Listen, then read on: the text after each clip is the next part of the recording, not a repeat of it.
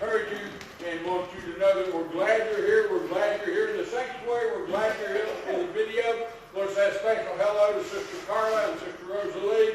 We appreciate you tuning in and watching every week. As we take and begin, let's begin with a word of prayer. Father, we love you today. We honor you. We're so thankful for your love, for your goodness, for your mercy. Lord, today you have done so much for us that we cannot even begin to account. Lord, you've given us life itself. You've given us family. You've given us friends. You've given us various jobs and various occupations and hobbies. Lord, you're just so good, and we're so thankful. But the greatest gift of all, there can be none greater than the gift of salvation. Lord, we thank you today for salvation. Lord, we thank you that you came from heaven. You walked this earth. You stood before the religious leaders and the government leaders. And you walked up that hill. Thank you, Jesus. Thank you. We love you so much. Father, today we want you to know that we are concerned for the church. We're concerned for our church.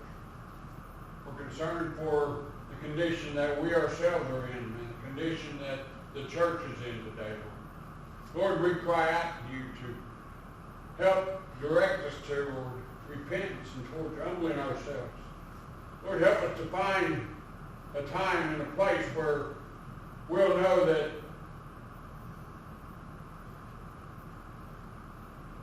we've got it right. Lord, I just pray that you would bless and watch over our churches, our pastors, our Christian folk. Lord, today I do pray for those who are lost. Lord, I pray that you would bless them in their life. But Lord, yet I pray that you'd bring about the necessity of knowing that they need Jesus. Lord, I think of Rick and Frankie today and others, Lord. I want you to know that I would like for them to be saved. And Lord, I'm willing to do whatever you'd ask of me that would happen. Lord, today I do pray that you would cause them to be drawn to you in this hour and this time. Lord, we just ask a special blessing today on St. John's Missionary Baptist Church here in Decatur. Lord, we pray that you would use this as a time to encourage them and to lift them up. Lord, they too are in the struggles of attendance, of the pandemic, of all the other things that beset smaller churches. And so, Lord, today we want to hold them up before you and say, Lord, to our dear friends and brothers and sisters in Christ, send the fire. Send the blessing, Lord, that they'll feel your presence. Lord, we also pray for the West Fork District Association as we gather in a couple of weeks, that we'd gather in unity, we'd gather in love with a single-minded mission. And that would be to Lord, raise your name up in our area. Lord, help us to promote Christ in all that we say and do. For today we think of those who are sick. Lord, we think of those on the list and those not on the list. We think of Sister Betty's daughter-in-law's father. Lord, we just ask that you would speak to him today, that you would comfort him today, and that you would help him today. Lord, we just pray that you would strengthen and be with him in a special way. And Lord, we pray today for JC. Lord, we know that she's having lots of struggles, and Lord, that's not always a bad thing. But Lord, we pray that you'd help her through those times and those struggles. Lord, that you just bless her and watch over her. Lord, that you bring healing to her foot, that she's able to focus on the other things that, if you look long term, are much more in need of attention. Lord, that you just use her and bless her. Lord, we pray for Sister Carla today.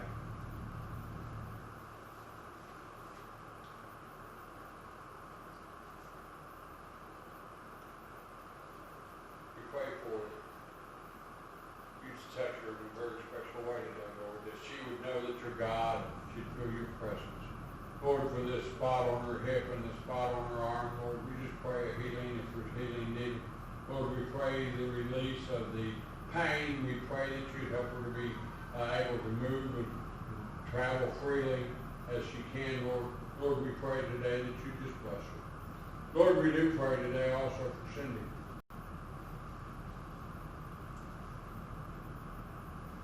According to doctors, we're halfway through the 3 months. But Lord, we're waiting on your word. We're waiting on your power. We're waiting on your touch. Lord, today we do thank you that she has had the courage to make the transition she needed to make. Lord, that you've been able to help her and you've surrounded her with family and friends who are so loving and caring. Lord, we'd ask that be to everyone. But Lord, truthfully, we know that oftentimes that's just a return of that which you've given to others. So Lord, today we do ask that you be with her. Lord, we also pray today for the others who are sick and afflicted and are having hardships and troubles, Lord. Lord, that you'd bless them and watch over them, keep them. And Lord, now as we think about our nation, first name that pops in my heart today is Miss Ginsburg. Lord, I pray today that you would touch her body. Lord, I pray today that you would lift her up and encourage her. Lord, I pray today that you would send the Holy Spirit into that room and that Holy Spirit would speak to her in the physical and in the spiritual and in the emotional, that she would be encouraged and lifted up, Lord. Lord, today I pray that you would be with our president. Lord, he and his administration is under so much stress. Lord, we just pray that you would use this as a time to lift them up and encourage them, Lord. Lord, we know that the attacks are coming from all sides. And Lord, we know that there's only one reason everyone seems to be against someone.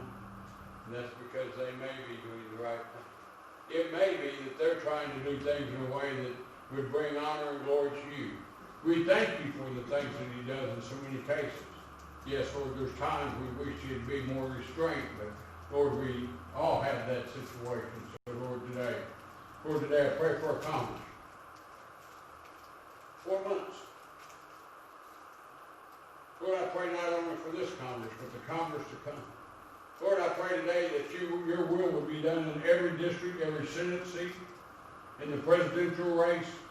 Lord, I just pray that you would continue to send people, surround our government with people. Lord, we pray for Christian men and women. Lord, I pray that if there's a Christian man or woman running against a non-Christian, I pray that the Christian would win. Lord, I don't mean in name only, I mean in character and in actions, Lord. Lord, I just pray that you would raise our government up. Lord, I'm thankful for the young men and women and the older men and women who serve and protect our country. We're so blessed, Lord. Lord, we're so blessed to have people like Austin and Jake and Taylor. Lord, they're just willing to go and serve and take time out of their life. Take time out of their life for someone like me. Lord, I'm so thankful. Lord, today I'd ask you to bless them wherever they might be, that you touch their lives, you touch their families, and comfort them. Lord, today I especially pray for our local leaders. Lord, we've mostly got elections decided here in the local area, but Lord, those men and women still need your leadership and your guidance. Lord, we pray today that you would watch over them and keep them. Now as we gather here in this place, we invite you.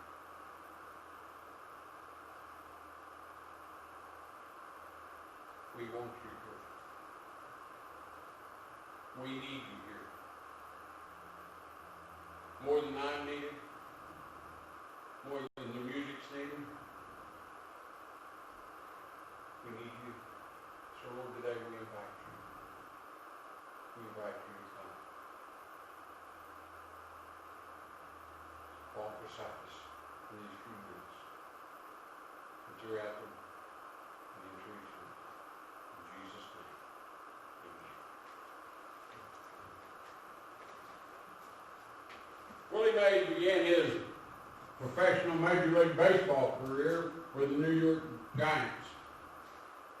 In his first 26 at-bats, he had one hit. It was a bloop single. thing that saved him from being 0 for 26. Nearing the end of that streak, he was sitting in the dugout on the far end of the dugout, which was pretty common for him for a couple of reasons. First of all, he was a black man playing a white man's game. I mean, that's changed over the years, but back then that's what he was doing. And so he probably wasn't well incorporated in the fellowship there. But this particular day, his manager, Leo DeRocher, looked down the bench and he had his hands buried in his face.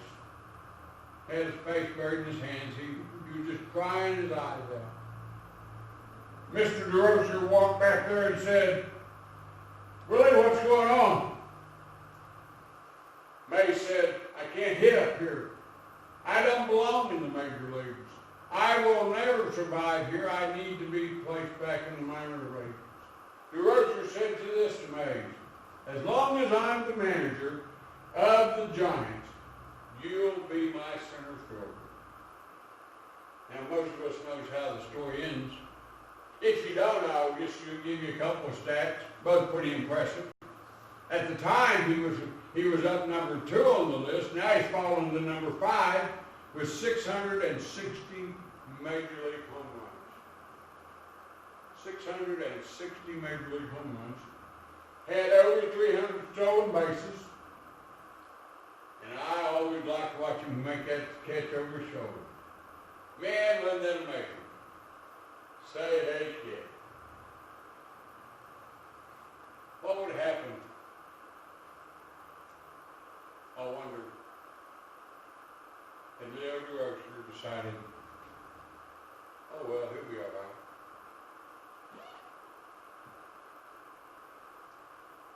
What would happen to our world today if God decided, oh, well, they'll be all right? How many of you this morning can tell me where you were when you heard that JFK had been shot? How about Martin Luther King? What about the murder in Oklahoma City? And the planes hit the Twin Towers. I can tell you where all of us were on those evenings. Almost to a man and woman across America, we were crying out to God. Where were you when you heard about the coronavirus? The death of George Floyd. Protests and looting. How about masks? If someone had told me what 2020 was going to be like, would we have ever believed it? In our wildest imagination, when we were writing out resolutions, did anyone write 4-month lockdowns? Did anyone write do away with professional sports, which isn't necessarily a bad thing, I'll just throw that in. Did anyone, looking down and thinking about your resolution, did anyone write, I want to wear a mask the rest of the year?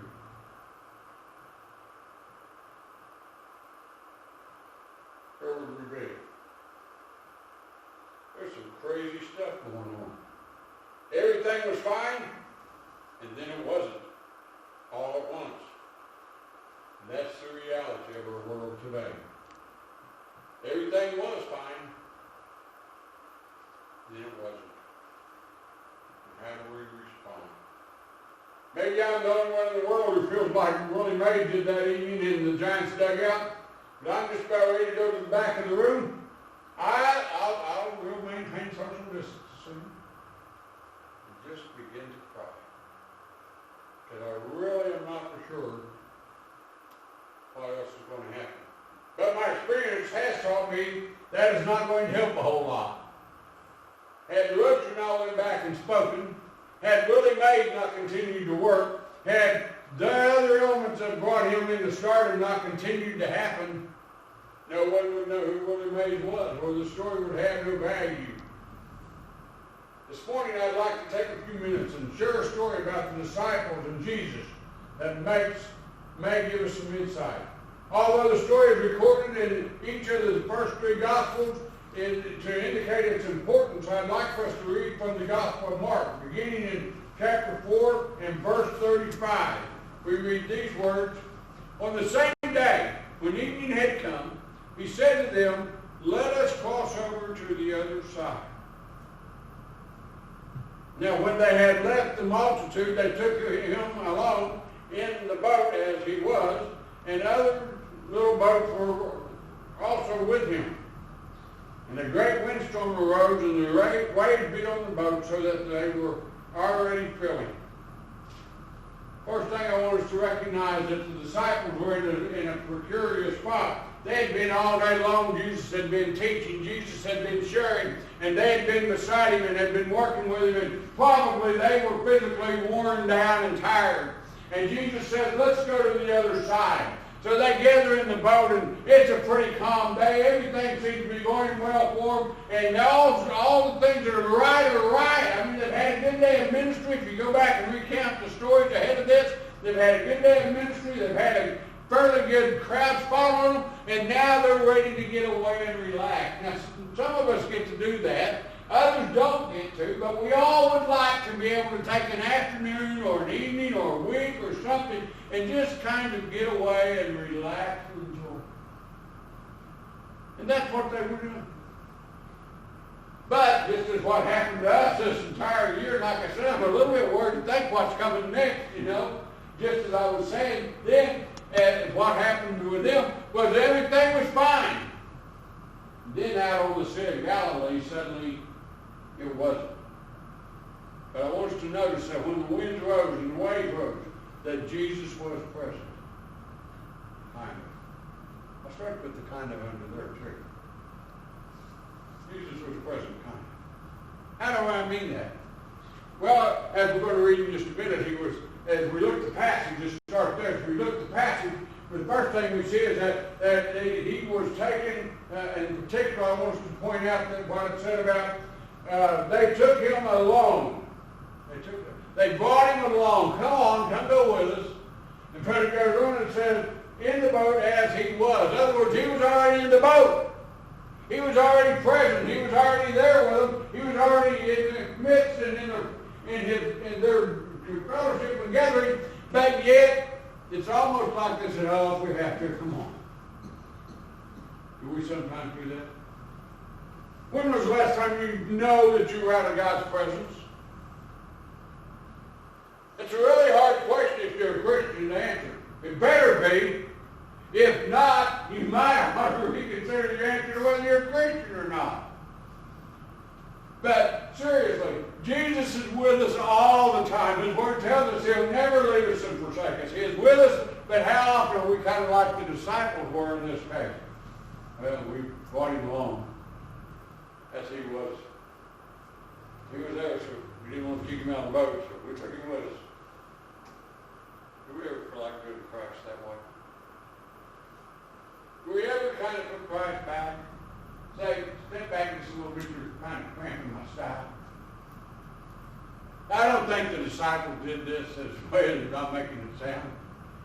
But sometimes we do.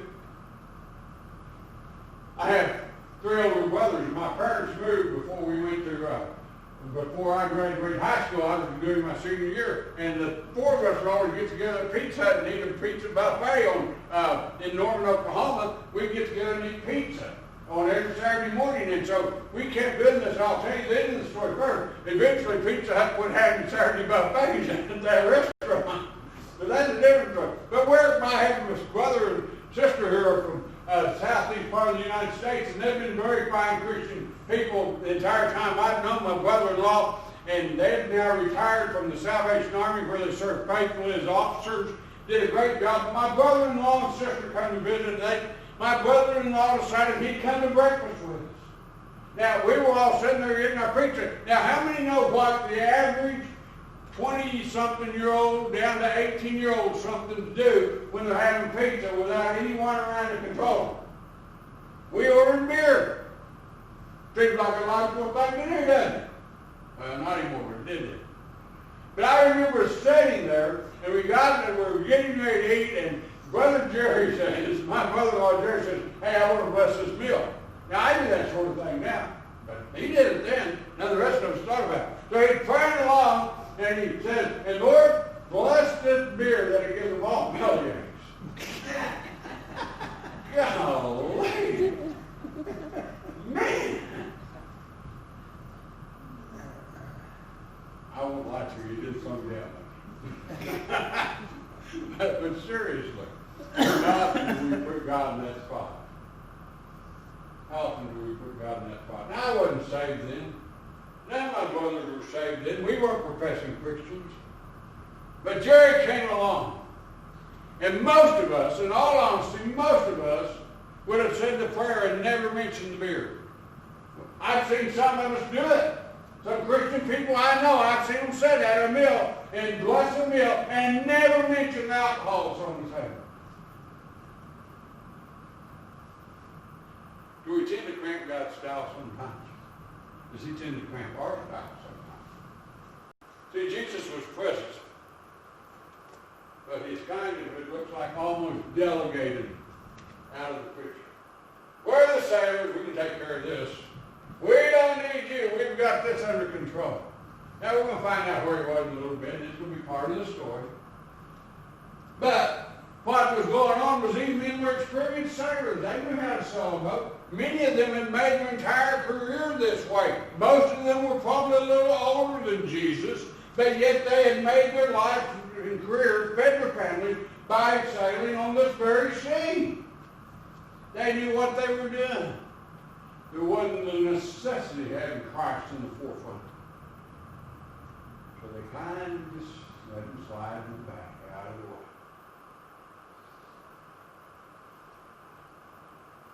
How many times have I done that? How many times have you done that?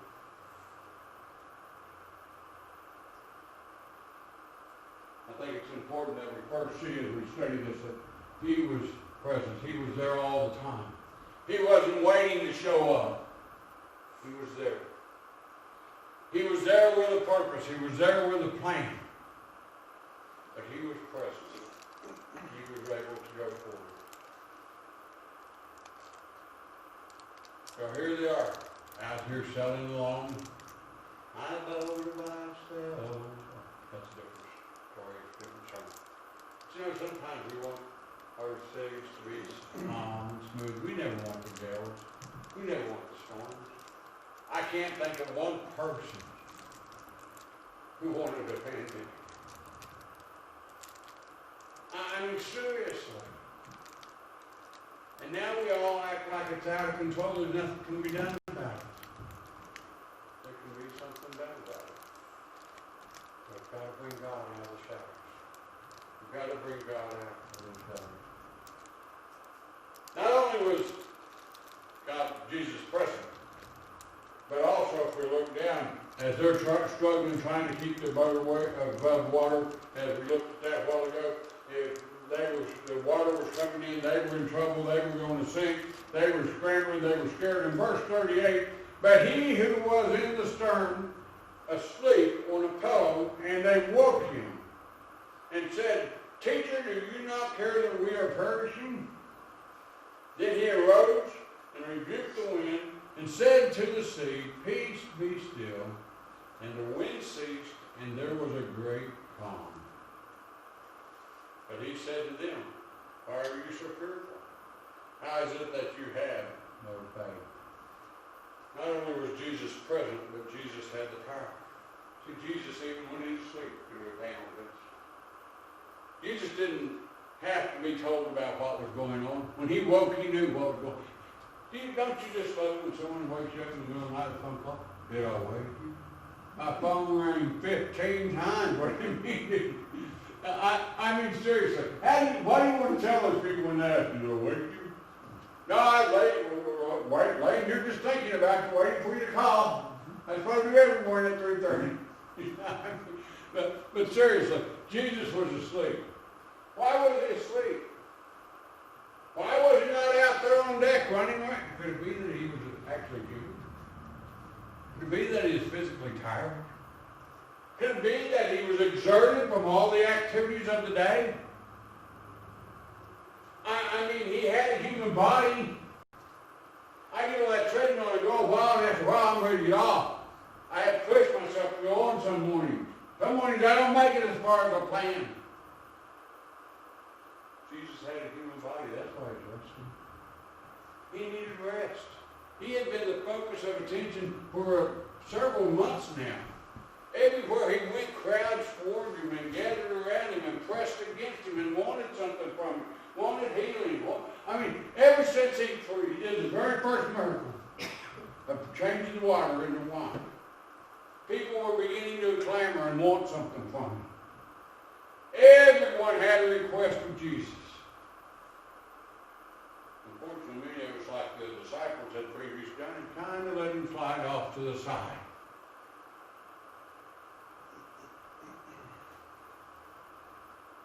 I mentioned a while ago, where were you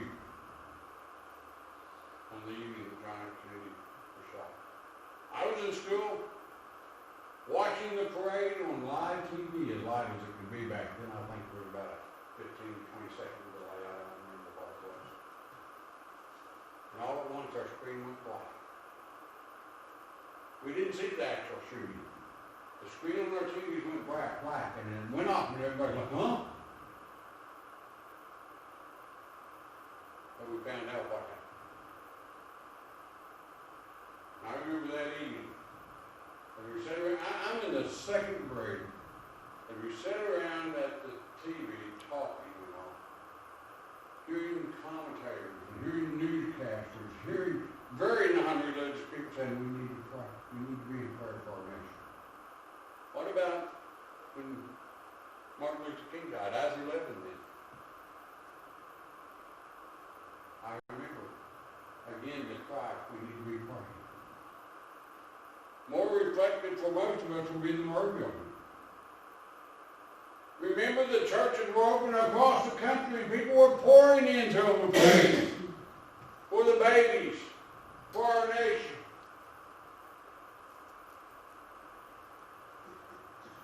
And the towers were brought down.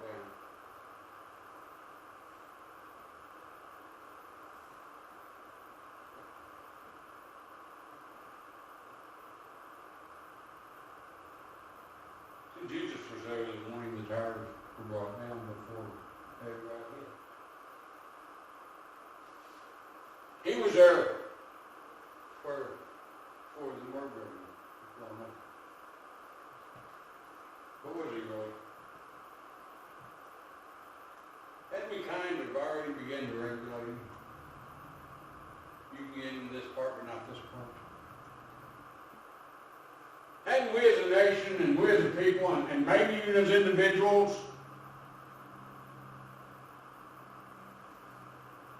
we handle this without God.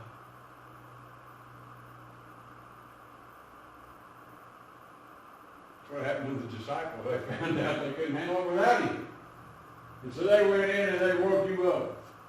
He was there because he was tired, but they woke him up. And you wonder why he could sleep. Have you ever had such a turmoil going on outside? My wife some morning to wake me up, did the storm keep you awake? I'm like, what storm? I suspect there's probably less than this storm was. And I know that my house wasn't rolling with the waves and the wind. Well, at least I never felt it. I hope it wasn't. How can Jesus possibly be asleep at a time like this? That's kind of what the disciples asked. Wake up, don't you care? The reason Jesus could sleep through the storm. And the reason he'll be able to sleep through your storms is because Jesus trusted God. He was human. Make no doubt about it. But he trusted God. He not only had the 30 years experience as a human learning to trust God, he had all of eternity learning to trust God. Seeing the steadfastness, seeing the commitment, seeing the giving, seeing the care, seeing the provision. Jesus knew he did not have to worry about Jesus. Jesus knew his life was in the hand of the Father. He knew it the whole time so he could sleep.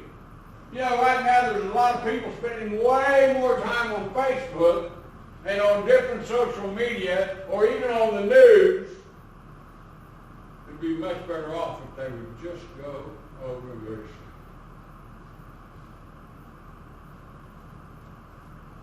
But we see that Jesus trusted God. He knew God. He had been with him throughout all eternity. He understood God. Some of us might envy his ability to sleep, do things like that.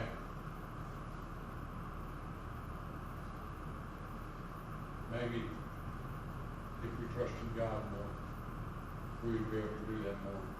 But now he's awake. They woke him because they were afraid. They didn't go in there. I don't imagine they went in there and said, turned the light on and said, hey, when you get up, I got to talk to you. I can't envision them going in and saying, you know, there's a small problem we need you to deal with. I'd imagine they burst through that door. They're screaming, help, help, Jesus, get up. That's the way I would do it.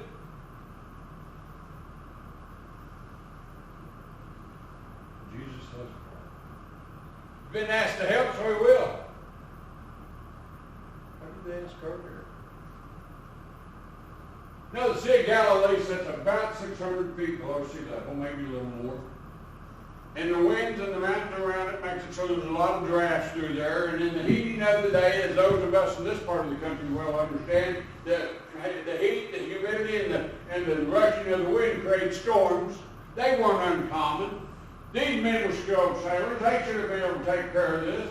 But here they are. They're in a crisis, and now they say, help! Why did they wait so long? Why do you not wait so long?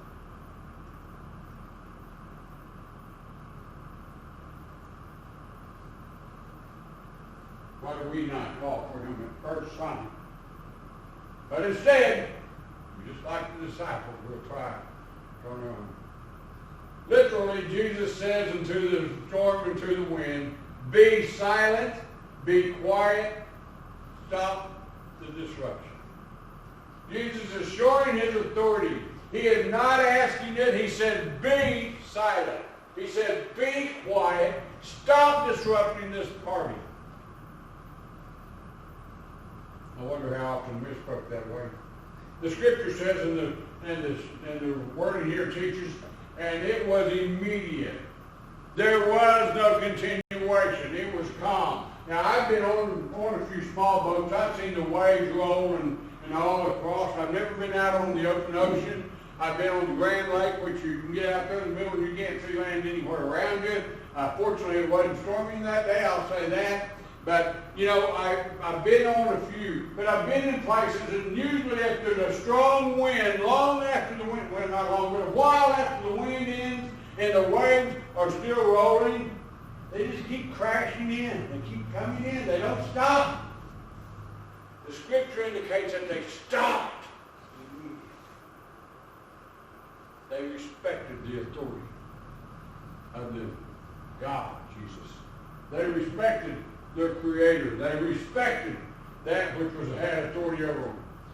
And Jesus is waiting for you and I to wake up. And they call on his power. He's just waiting for us to say, God, I can't handle this. He's waiting for us to cry out, wake up! Look at me! But what are we doing? And then we wonder why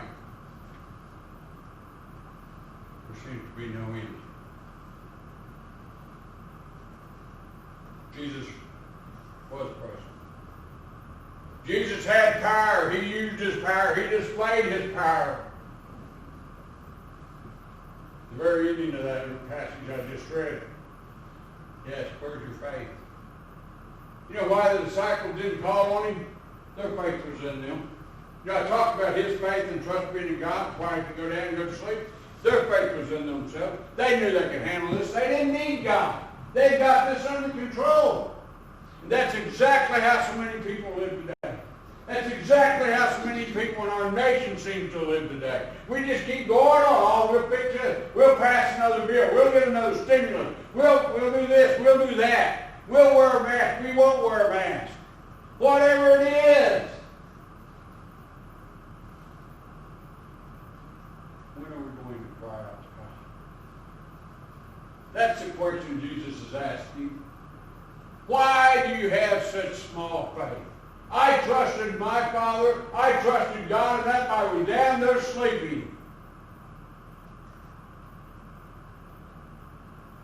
Why did you not call? Why did you not ask before this time?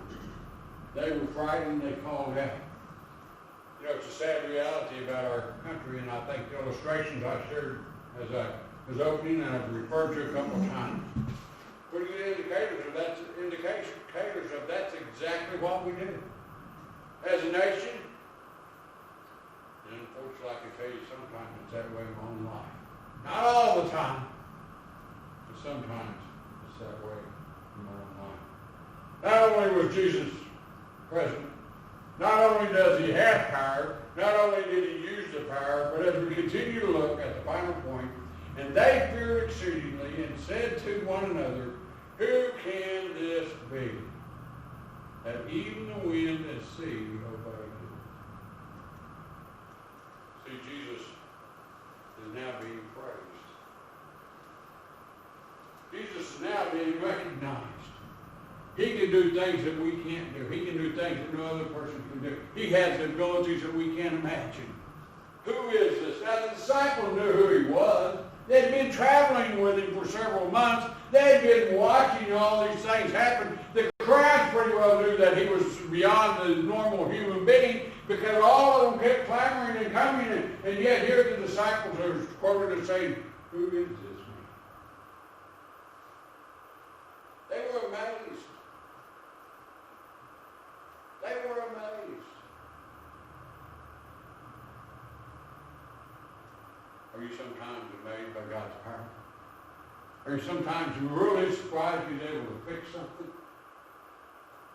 You know what that indicates to me? But it's in my life or yours. You know what that indicates? Lack of faithfulness. It does. How many of you have seen something happen and think, boy, that was lucky? Guilty. How often do we do it?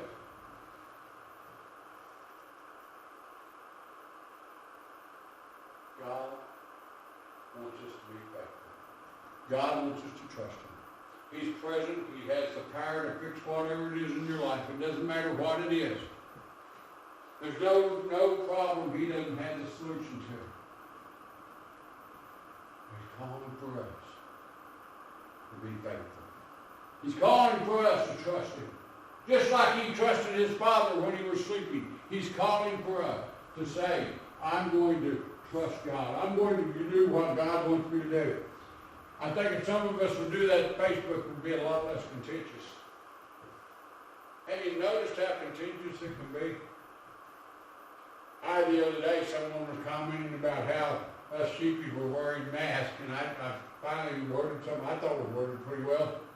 Basically talked about most people who wear masks don't attack people who do, and ended up saying all we want is equal respect. And immediately someone said, well, maybe they should hire you to be the mask enforcer for our day. Somebody likes me. Somebody loves me. Wasn't my wife. He dropped quick back. Wasn't one of my girls either. But you know what? How many times have we been just as sharp in responding?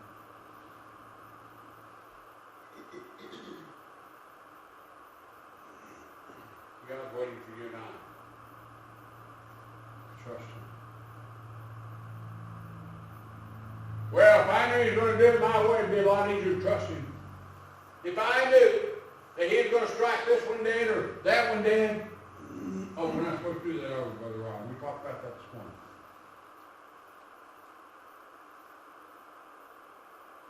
We're supposed to say, God, it's okay. Whatever you need to do. I'm willing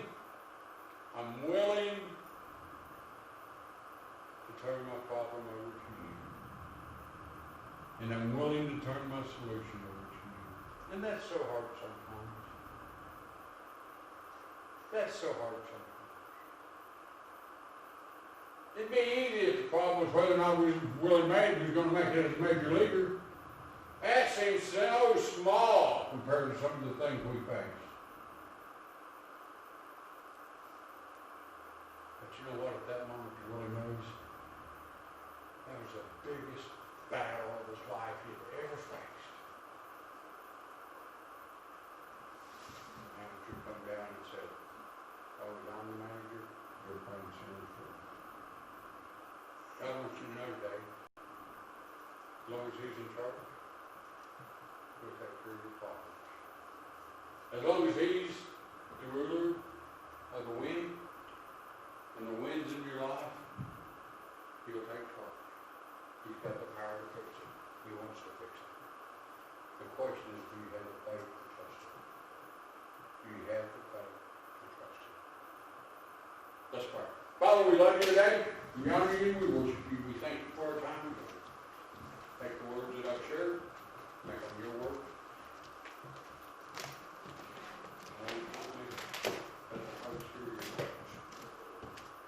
Lord, bless us in my church. Lord, we do pray again for our great nation. All the things going on. All of us have individual problems. Lord, just touch us and help us to have the faith to pursue. As we prepare to close, I'm going to ask those in the auditorium to stand. I'm going to ask those of you at home to join us as we spend a few moments in reflection, helping to try to get a better grip on what God's trying to say to us at this time. If you're here in the auditorium and you want to come, feel free to come. We'd be glad to talk with you, pray with you, encourage you any way I can. Page 275, just as I am, verse 125. Just as I am without one thing, but that thy blood was shed for me, and that thou bidst me come to thee, O Lamb of God, I come,